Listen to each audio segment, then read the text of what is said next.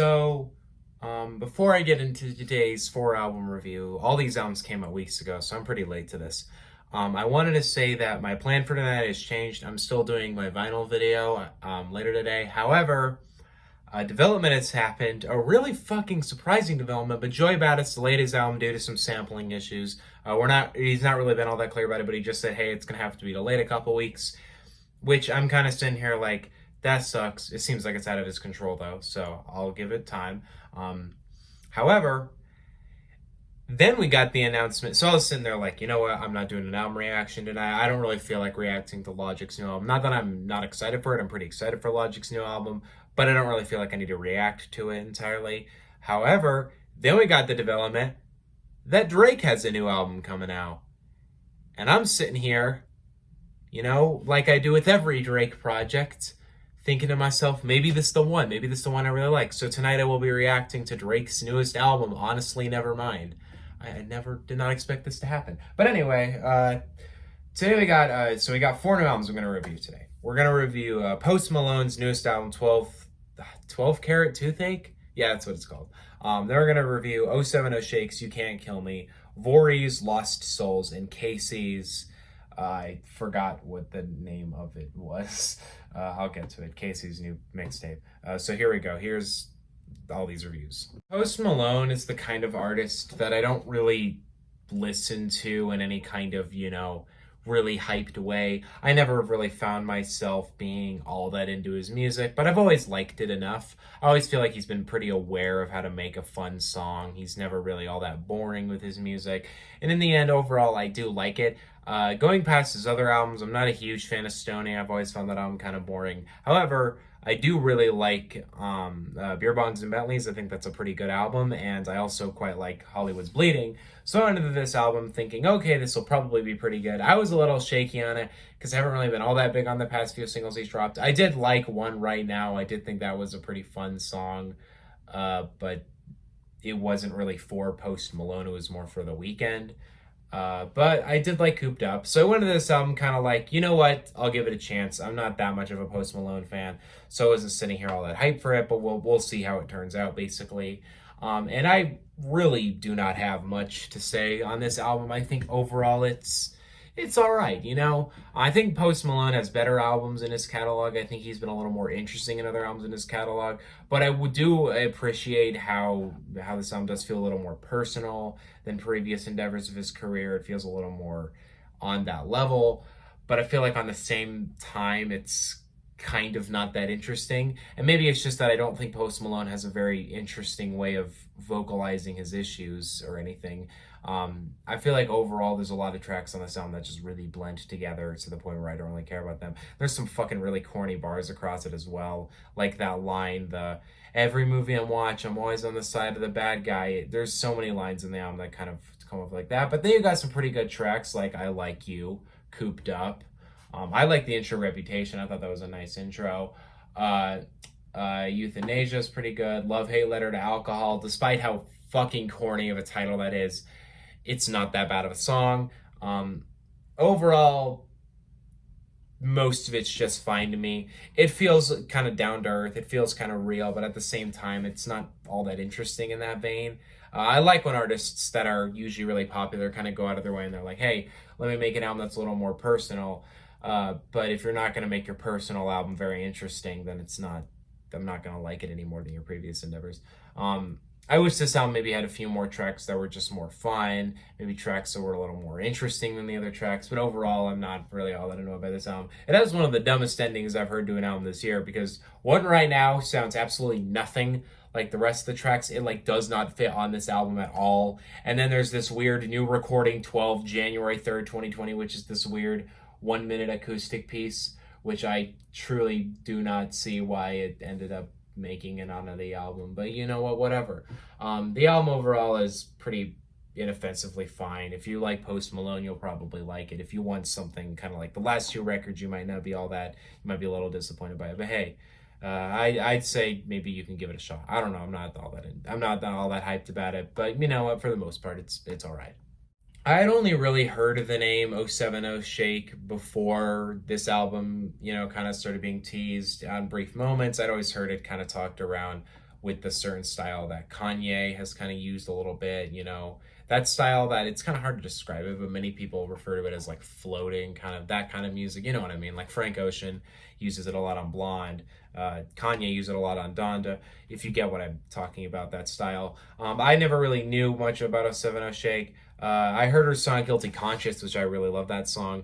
And I didn't even know this until I researched it, that she's the one who sings at the end of Ghost Town and is the vocalist on Violent Crimes. I didn't even know that. And now after listening to both of her albums, I can truly tell that that's what it is. So I listened to her first album, which is entitled, what is it? Here it is.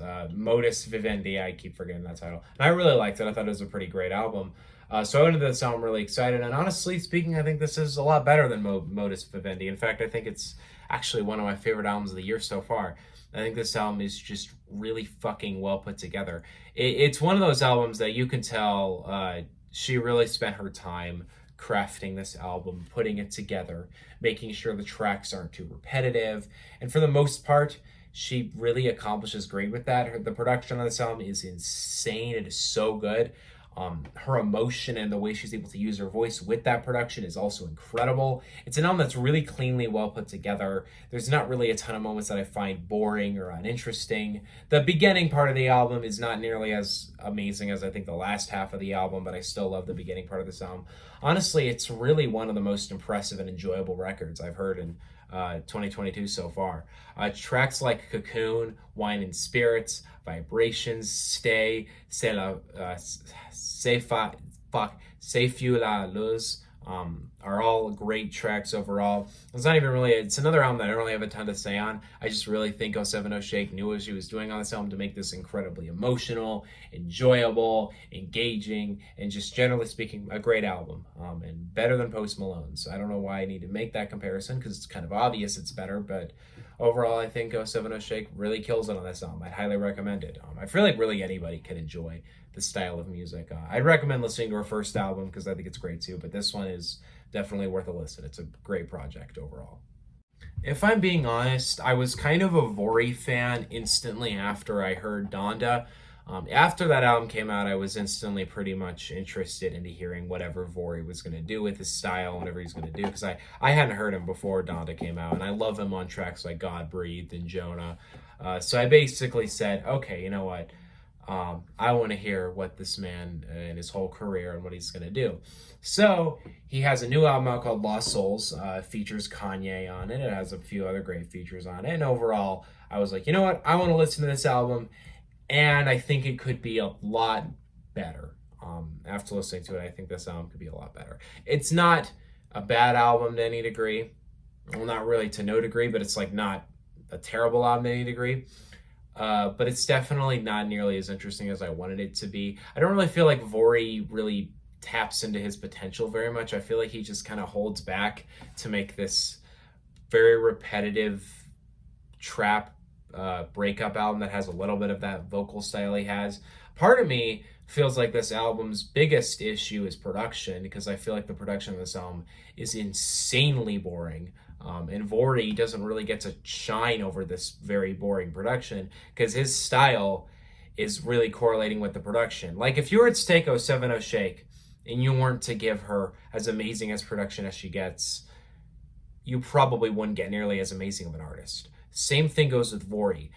When you compare the production on a track like God Breathed or No Child Left Behind to the production on Do Not Disturb or even Daylight, the track with Kanye, it feels very much less, grand and deep and amazing. It just kind of comes off a little bland to me. And as much as I want to like this album and I want to hear Vory really kill it on an album, it's just, for the most part, this album, really, it is a very repetitive album.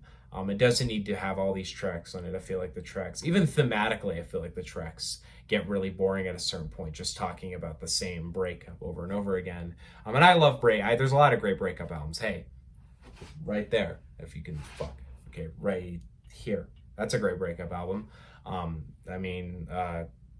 Igor is a breakup album. That's an amazing breakup album. But to me, I think this album is just way too repetitive thematically.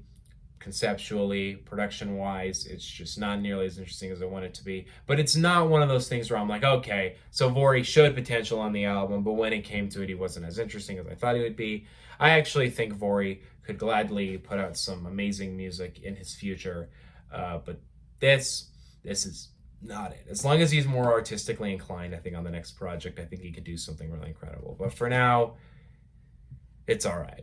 The third, like, child kind of Kanye, you know, like the offshoot of Kanye, kind of. KayCyy drops his new album entitled Get Used to It, which KayCyy is an XXL freshman, finally, which means that when I do the ranking of the XXL freshman class, I will talk more about how I feel about KayCyy. I feel like I kind of want to keep this brief so that that video is a little more interesting.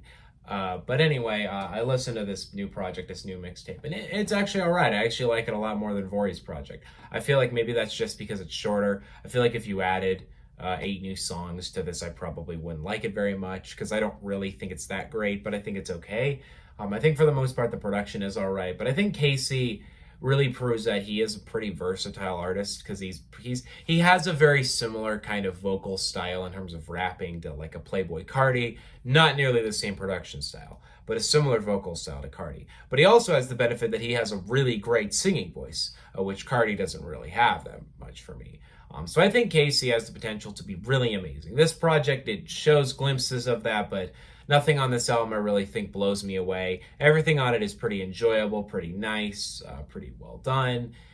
It's one of those things that I'm like, okay, that was all right. He could probably do something pretty incredible one day, but you know, for now we have this nice mixtape. I will say though, he did drop his T2050, not the TW2050 with Guess FL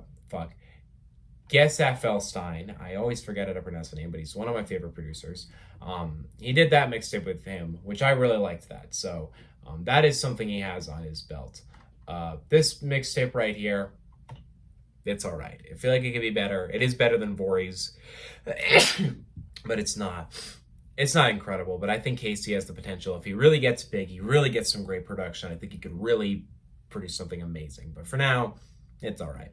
Yeah, as you can tell with all 4 of the albums here, I felt pretty, you know, not too much of an opinion on them. I don't really feel like there's a ton to say on each project, but for the most part, the only one I don't really like is Vory's album. My ranking of these, by the way, so if you want to hear some ratings, my rating for 12 Karat Toothache would be a B. My rating for You Can't Kill Me would be an A-. My rating for Lost Souls would be a C+, and my rating for Get Used to It would be a B. So that's how I'm rating all these albums. But what do you guys think on all these albums? I really did not have a ton to say on these. Let me know in the comment section below. There's some pretty interesting drops coming this weekend. I've already kind of teased what I'm doing in upcoming videos. I'm going to do a Vinyls Part 4, and then I'm going to do a reaction to Drake's newest album, I guess. And then I'll do a review of Logic's new album, and hopefully a review of West Side Gun's new album. Or no, West Side Gun Conway's new album. I don't know if I'll review it, because I didn't review the last Big Ghost Limited Conway album, and I already have kind of too much going this weekend, so I'll see if I get to reviewing it. I might not, though. We'll see. But anyway, see you guys next time. Peace out. Bye.